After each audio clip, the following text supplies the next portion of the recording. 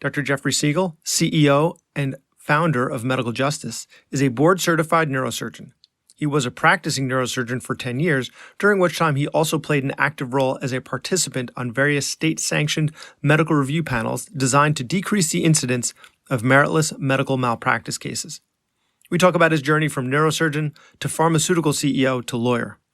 He gives us a crash course on why patients sue and how to potentially de-escalate, how to deter expert witnesses and personal injury attorneys from choosing you as their target, and what clauses to be familiar with in our medical liability carrier contracts. We end on high-low agreements. Dr. Segal holds an MD from Baylor College of Medicine, where he completed a neurosurgical residency and went on to a Spinal Surgery Fellow at the University of South Florida. He has graduated with a JD from Concord Law School with highest honors. In the process of conceiving, funding, and developing and growing Medical Justice, Dr. Segal has established himself as one of the country's leading authorities on medical malpractice issues, counterclaims, and internet-based assaults on reputation. He's also a partner at Bird Adato, a national business and healthcare law firm. With over 50 years of experience in serving doctors, dentists, and other providers, Bird Adato has a national pedigree to address most legal issues that arise in the business and practice of medicine. This is part 1 of 2, with the second part coming out next week with Dr. Segal. Do you feel overwhelmed by all of your different responsibilities as a partner, parent, and physician? Do you feel burned out or stressed out? If so, we want you to know that there is hope. Professional coaching for doctors has been shown to improve all of these problems, and right now, the Alpha Coaching Experience, a coaching program meant specifically for busy physicians who want to build a life they love and deserve, is open for enrollment. As part of the Fall Alpha Coaching Experience, we want to invite you to a free webinar being taught by Dr. Jimmy Turner over at The Physician Philosopher. The webinar is called Defeat Burnout Without Leaving Medicine. You can register for this free webinar by visiting thephysicianphilosopher.com/webinar. There are only 3 webinars and the last one is on November 1st. So don't miss out on getting some free teaching on how to coach yourself to become the best partner, parent, and physician you can be.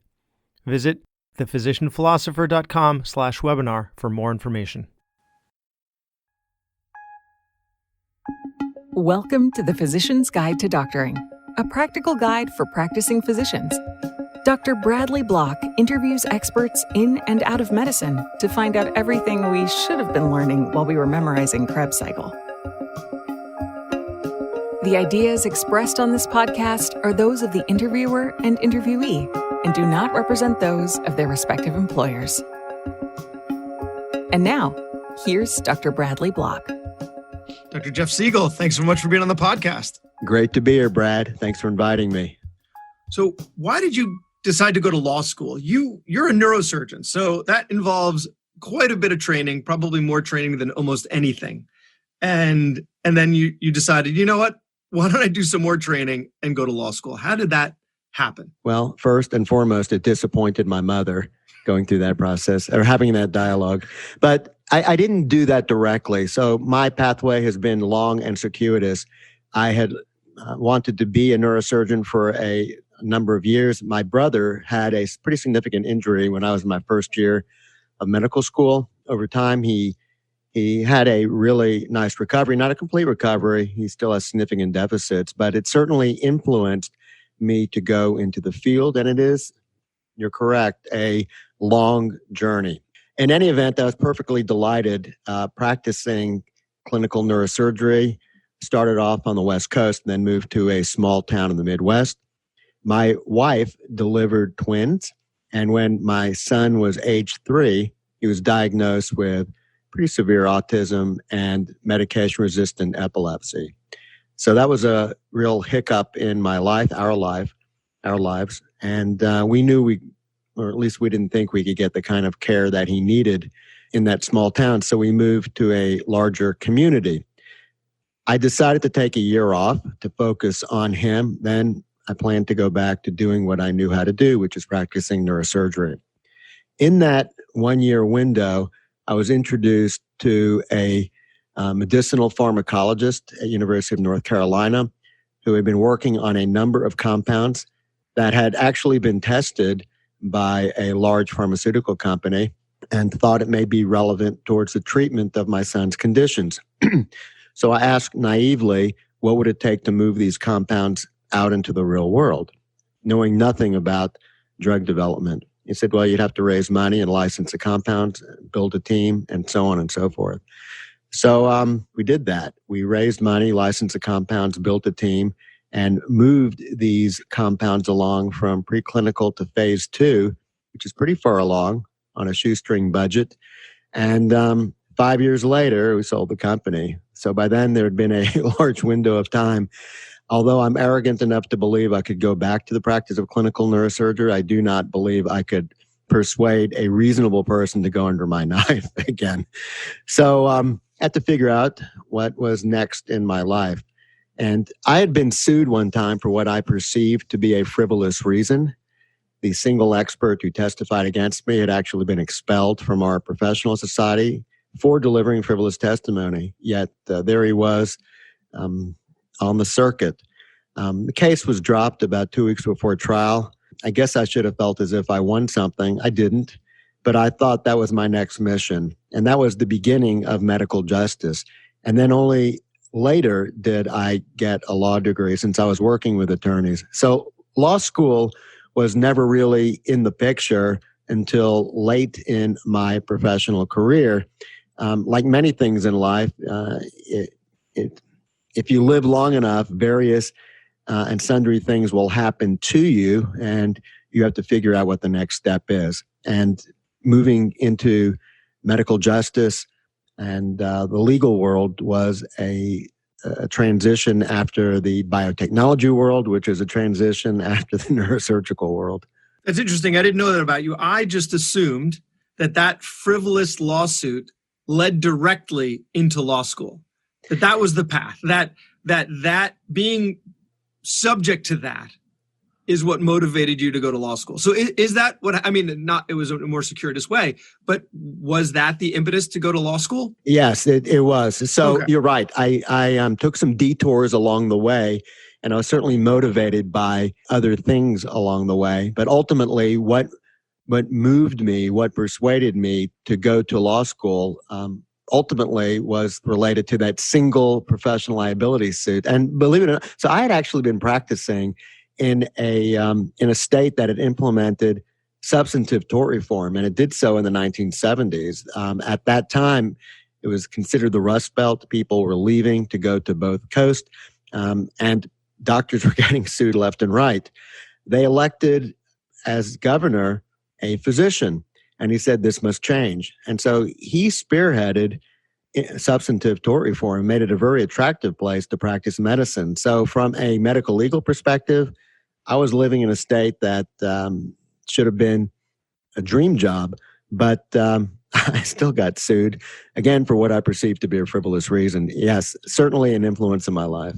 But the rate of lawsuits seen by neurosurgeons is relatively high. Like even in a state, I guess, where it's a much more pleasant and less litigious state because of tort reform. I think the statistics that I've heard about neurosurgery specifically are pretty staggering. Like if you look around the room, like 1 out of every 4 of you are being sued or even more at any given point. Yeah, no, you're actually pretty close with the stats. There was an article published in New England Journal of Medicine. It's now probably about 8 or 10 years old, talking about, well, it did 2 things. First, it described how frequently a doctor will be sued in their lifetime, meaning that if you practiced age 60 or 65, how will you ever, can you go your entire career without being sued? And if you practice a surgical specialty, the likelihood of you being sued is 99%, at least once, quite high. If you're in a lower risk specialty, let's say family practice, the rate is still pretty high at 75%. Also, they described the frequency of being sued by specialty, and neurosurgeons win. It's something we didn't want to win, but we did win. It's on the order of 20% per year. So that means every neurosurgeon has a 20% chance of being sued in any given year, which means that over 5 years or so, you're likely to be sued at least one time, which means that if you practice long enough, the average neurosurgeon will be sued multiple times. Every state is different. Some states are they're healthier from a medical legal perspective. Other states are more challenging. like Southern Florida, New York, Illinois, mostly states with large metropolitan areas, if the state has not implemented substantive tort reform. I think if the state is an attractive place to want to live, then they don't have to, because the physicians will live there anyway.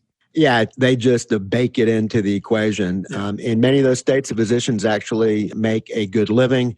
Yes, they have to pay higher professional liability premiums. It just gets baked into the equation. Yeah. So tell us more about the origin story of medical justice. Like, how did you start that, and what is it? What are the services that it provides? Medical justice is based on the premise that most doctors, when they are sued, rely upon professional liability coverage. It's an insurance policy. They pay their premium every year, and it plays defense. If and when you are sued, they will pay for an attorney to defend you. And if money is paid out, either through a settlement or judgment, it'll pay the bills up to policy limits. So it's a very standard formula. Almost every doctor has professional liability coverage. They know what it is. Most of the time, they know what it provides. Certainly, if and when you're sued, by the time you're finished, you'll know precisely what it provides and also what it doesn't provide. So it's defense. Medical justice is based on offense. The idea of trying to hold proponents of meritless lawsuits accountable in a number of different venues. So we pay the bills and perform the services to hold proponents of frivolous lawsuits accountable. That includes unethical attorneys, unethical expert witnesses, on occasion, patients, but more often than not, it's the attorneys and expert witnesses that are held accountable. So we are the funding and service entity to make that happen. Your professional liability carrier plays defense, we play offense. There are other things that we do at medical justice, but that is the origin story. That's how we got started. But isn't that witness tampering? Can't you not go after them during the suit? Can't you not play offense during the suit? That's a great question. So we have calibrated how we do and what we do by when we do it. So what do I mean by that? It is true that if you were to threaten a expert witness while a case is pending, that it could be construed as witness intimidation or witness tampering. We don't want to do that, particularly if you're defending a frivolous case. The last thing we want to do is turn a perfectly defensible case into a distraction focus. Oh, everybody's going after the expert. So we don't do that. We keep our powder dry until after the case is over. Once it's all terminated and the witness has had its say, we hold them accountable in a number of different venues. It could be the medical specialty societies.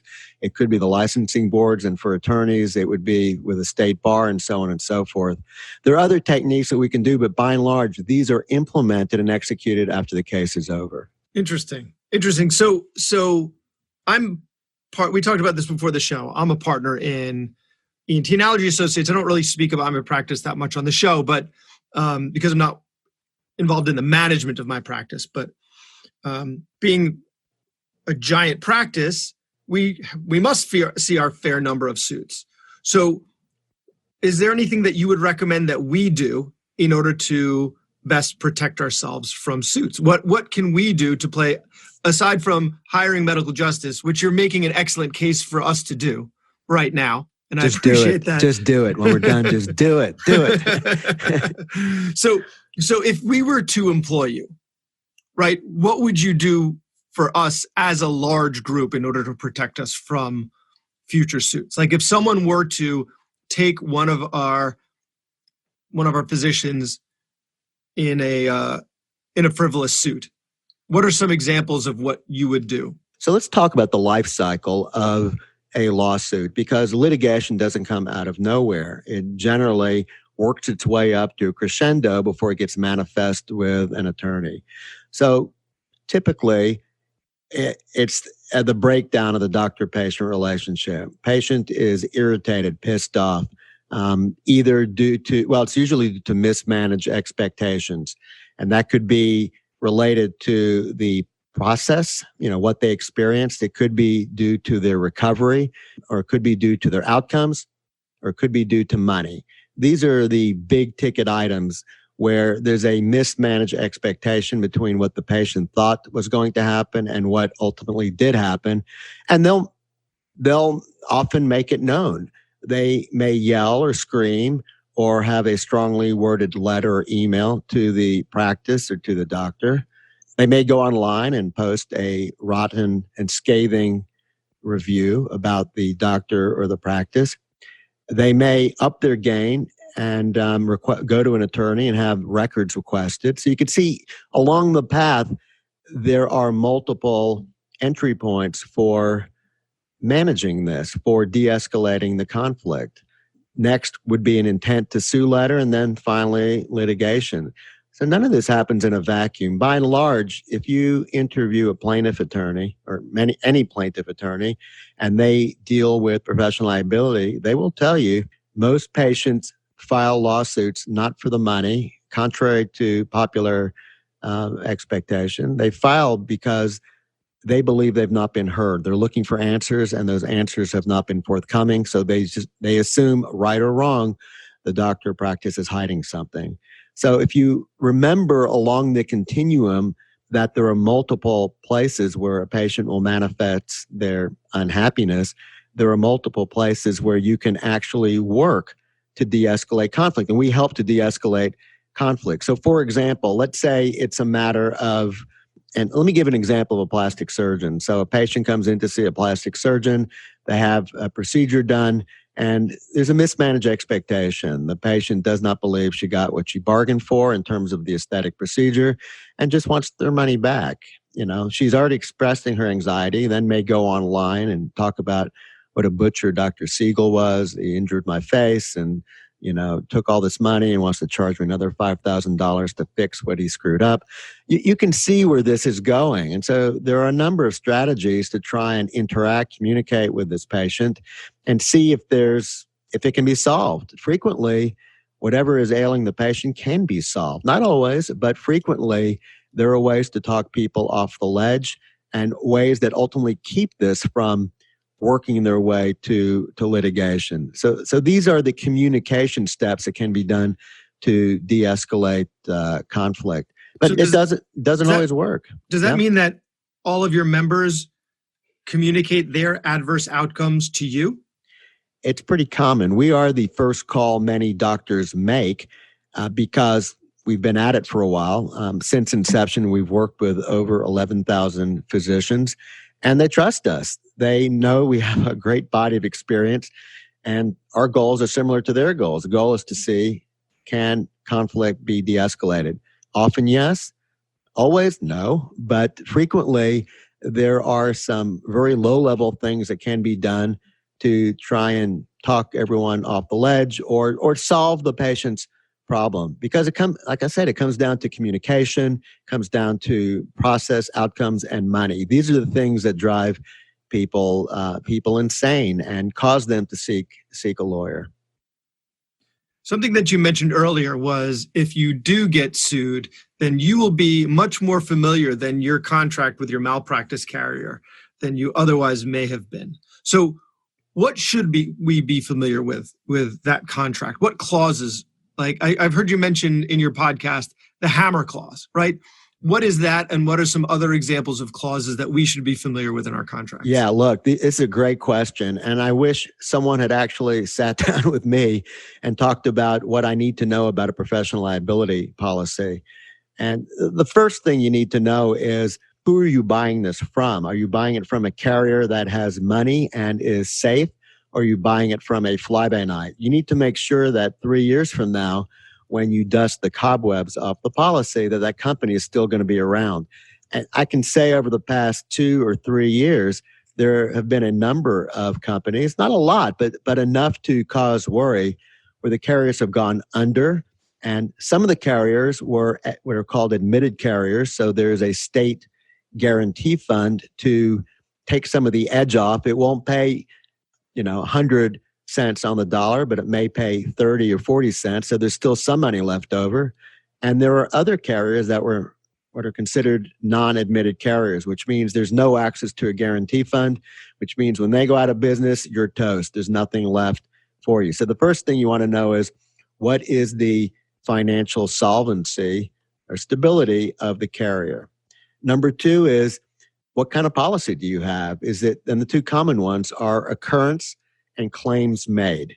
Occurrence and claims made. So occurrence is not particularly common, but it is actually common in New York where your practice is based. Occurrence means that if you purchase your coverage and it's labeled as occurrence, you can then go about your business and not make any more premium payments ever. And if you are sued 5 years later for that case is covered. That's an occurrence policy. Claims made is less expensive, at least initially, and has greater requirements. If, for example, you have a claims made policy and you perform a case tomorrow, and then you're sued 5 years later, you will have needed to have paid into that policy from the beginning until the date that a claim is made against you, hence the name claims made. So there are two very different types of policies. You would think, well, God, everybody would want occurrence, but occurrence is hard to find. Many carriers don't sell it, and if they do, it's quite expensive. For the most part, most people across the country get claims made coverage, and there are some details you have to pay attention to. For example, when you retire, you need to make sure that there's a mechanism to keep the policy active if you get sued after you retire. The last thing you want to see 2 years into your retirement is a love letter from an attorney talking about how you're the worst surgeon on the planet and we're going to take all your money and sue you to the end of the earth. If that were to happen, you would hope to have the type of coverage that outlasts the policies. That's called tail coverage. That's getting into the weeds a little bit. The third big thing is, well, what are your limits?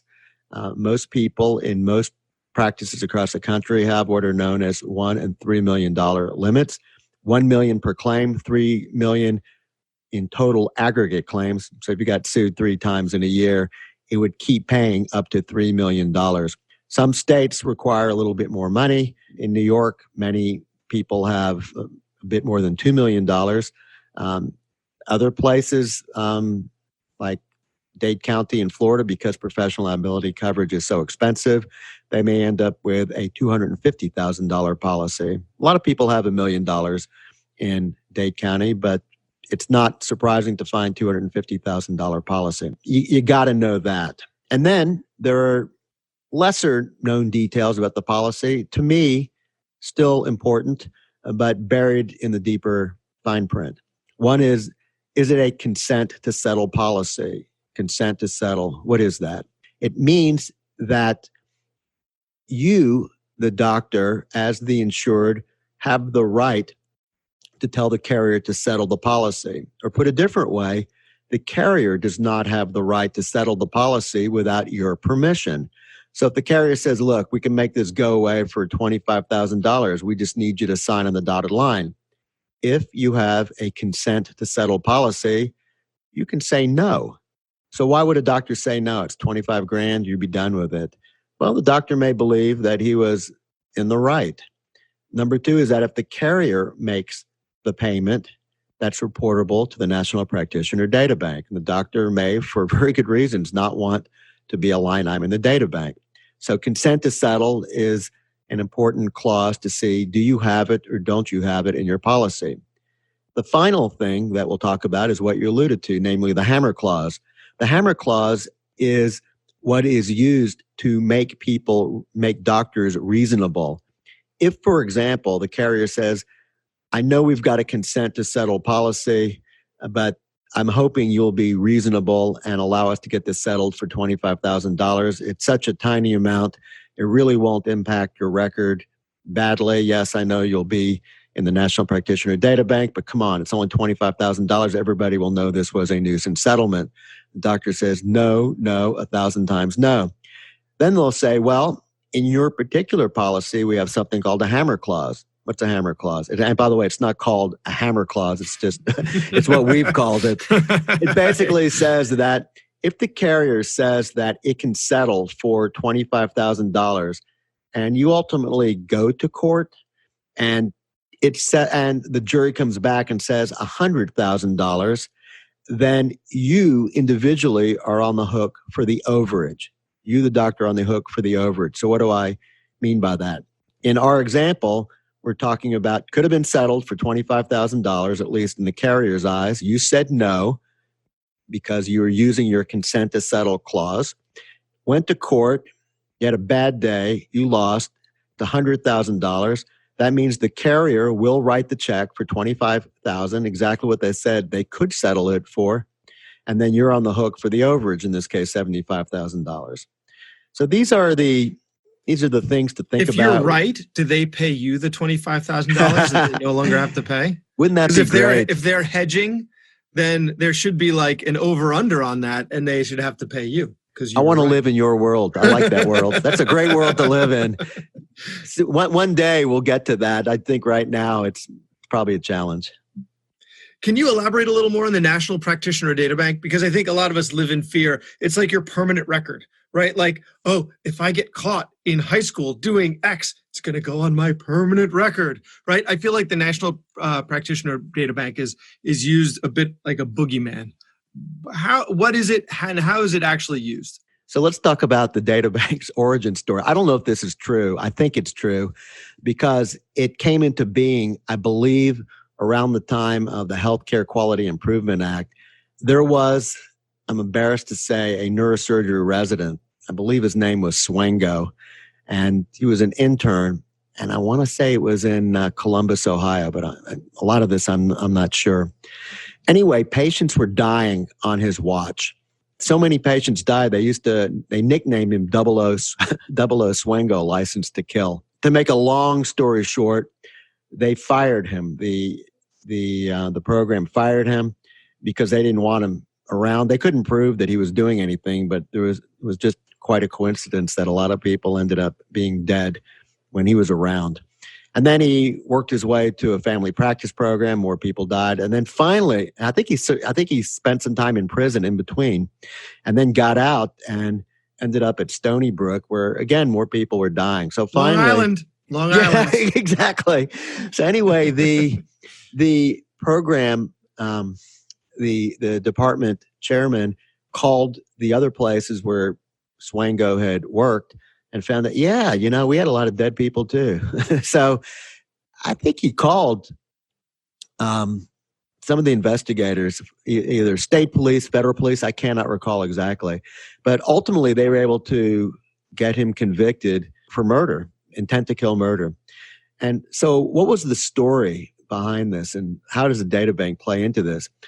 He was able to migrate from one state to another undetected, even though the people at one institution knew what a horrible practitioner he was. He surfaced in other locations and was able to do exactly what he did previously. Multiple states, bad outcomes. The purpose of the data bank, among other things, was to serve as a repository to keep bad doctors from moving from state to state and starting fresh, meaning institutions should have access to information about the track record for a particular doctor. So professional liability plays into this. If you are sued and payment is made on your behalf by an insurance company, doesn't matter whether it's $1 or $1 million, you become a line item in the data bank. It's not uncommon to be in the data bank. I last checked a couple of years ago, and there were close to 300,000 healthcare providers in the data bank, which means that over time, there's a likelihood that a carrier will make a payment on your behalf and you'll end up in the data bank. Now, it's interesting. There are strategies that can be used to avoid being a line item in the data bank, So, for example, if you make payment out of your own pocket and the carrier doesn't pay, so let's say it's a low value claim, a nuisance settlement, let's say it's $12,000. Then you have to decide, well, God, do I want to pay it out of my own pocket or just let the carrier do it? The choice will deliver two different outcomes vis-a-vis the data bank. If you pay out of your own pocket, you avoid the data bank. If the carrier makes the payment, then you go into the data bank. And there are other strategies that can be used to try and avoid reporting the data bank. But to your point, yes, if you end up in the data bank, you're in a lot of good company. So many doctors are in there. Now, I don't want to make it sound like it's not a big deal. If you've settled a number of claims or even a single high dollar claim, it can be used by a carrier to either deny future coverage, to non-renew, to increase your premiums, to make it harder to credential, make it harder to find a job. So I want to be clear that if you have bad luck and 3 cases have been settled on your behalf by a carrier, and one of them, for example, is $1 million, you may have a harder time finding reasonably priced coverage down the road. So my general guidance is if you can avoid being named in the data bank, you probably should do that. You should avoid being named. But sometimes you don't have a choice. The reason you purchase professional liability coverage is to avoid losing your nest egg. So let me give you an example of how litigation can sometimes be thought of as a chess match. Let's assume that you believe that what you did was in the right, that your treatment was good, but the person who you took care of has significant injuries and will be sympathetic to a jury, meaning you did everything right, but there's no doubt the patient appears to have been injured, and it wouldn't be a tremendous leap for the jury to conclude that you did it, and this patient's treatment plan may be $10 million over a lifetime. So the question is, do you roll over and give policy limits $1 million now, or do you roll the dice and go to court? Now, if you go to court, the outcome will be a binary one. You either win or you lose. And if you win, you will owe nothing. If you lose, you could lose big. You could lose up to $10 million. Now imagine you're at the tail end of your career. Do you really want to risk your house, your nest egg, and everything else? The answer is no. So the question is, how do you thread that needle? There is something called a high-low agreement, which tries to find a path to allow you to have your day in court. Let the jury make a determination as to whether there's liability or not. But following that, let's get the jury out of the equation, and they will not rule on how much money is owed to any party. Let me give an example here. Cerebral palsy, challenging case. You've got a baby with a life care plan that could run into the millions of dollars. Very sympathetic to a jury, and it could very well be that the allegation is you didn't deliver the baby fast enough. Now, many people believe that cerebral palsy is a fait accompli, that it happened in the uterus well before birth, and it doesn't matter whether you quickly delivered the baby or not, the outcome would be the same. That's not always the case, but it is frequently the case, meaning that you could not have changed the outcome. And if that's the case, you probably followed the standard of care. So here's the challenge.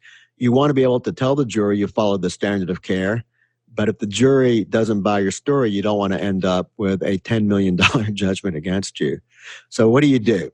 You see whether you can negotiate the 2 attorneys, something called a high-low agreement. So the before picture, $0 to $10 million. With a high-low agreement, there's a side agreement, meaning that each side is taking risk, and everybody will walk away in a better situation than than the worst case situation.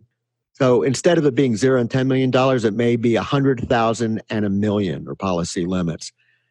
If the jury comes back and says you, the doctor, prevailed, you win, instead of you owing nothing to the plaintiff with the $100,000, $1 million side agreement, you owe them something. Your carrier needs to pay them $100,000. So the attorney doesn't lose everything. He still can recoup some of his cost. Conversely, and this is where the doctor benefits, if the jury comes back and says, you, the doctor, lose, pay up $10 million, the only part that the doctor needs to listen to is that the doctor lost, but he doesn't have to pay $10 million. He just needs to pony up the high end of the high-low agreement, which would be $1 million. So that's within policy limits. The doctor was able to have his day in court, did not put his nest egg at risk, and each side gets a chance to see what the jury would say, but the jury is only determining liability or no liability, they're not really weighing in on the monetary damages. This has very little to do with practice medicine, and this has a lot to do with gambling. This sounds like gambling. This doesn't sound like making sure doctors are practicing good and safe medicine. Welcome to my world. Ridiculous. Yeah, it is. Ridiculous. I mean, our medical legal system, once you finally see what it is, yes, there are plaintiff attorneys that are looking to do justice, but by and large, it really is about the money. I don't mean that in a horribly disparaging way. I'm just describing the reality. And that's not just a guess. I know that because we worked with an academic who did a survey of plaintiff attorneys just to ask, what is the likelihood that you'll take on this particular case? And so one of the examples was, here's a case that will net you $25,000 and it's a 99% likelihood you will prevail. Almost nobody took that. No seasoned professional liability carrier took that case because they believe you still have to invest a lot of money to make any case go. And in their minds, that was a money loser. What we learned is that the threshold for a seasoned med mal attorney taking a case is about $250,000. And even then, they have to have a really high likelihood that they're going to prevail. If the odds of prevailing start going down, they need to see more and more money. And so in a sense, it's the expected value of their investment, if you will, because they know they got to put money to make into this to make money. But yes, precisely to your point, there is a healthy amount of, I don't know if gambling is the right word, but we're not really talking about patient safety here. We're talking about what is the mechanism to extract cash to a patient who happens to be injured, where the doctor may or may not have violated the standard of care. Can you prove a case to the jury and get them to believe the doctor violated the standard of care and money is owed to him or her? Yeah, keeping in mind that the jury is not medical professionals. The jury is, who is it that you need to convince? So if it's a case where you're tugging on a lot of heartstrings, you're more likely to convince them, even if the medicine was to the standard of care. Like that's going to change the odds. I try and tell all doctors, they say, well, I'll roll my dice in court, roll the dice in court. Surely a jury will understand my side of the story. But remember, 12 jurors set O.J. Simpson free. Now, I'm not saying whether he was guilty or not, but he didn't look innocent at the time, and ultimately he was convicted during a second trial. My larger point is that medicine is complicated and complex. It's hard enough to explain the nuances of neurosurgery to a cardiologist. It's hard enough to explain the nuances of cardiology to a neurosurgeon. We live in our bubbles and we're pretty good at what we do, but it's already difficult enough to explain what one specialty does to another specialty. Now imagine trying to explain it to a smart non-medical professional. Now imagine explaining it to someone who couldn't get out of jury duty. And by the way, I was one of those people. So I served, I thought that I would be able to get out of jury duty. I'm both an MD and a JD, so I checked both boxes for an undesirable in a jury pool. And this was a criminal case. So I just figured I'd show up and just, say this is what I do.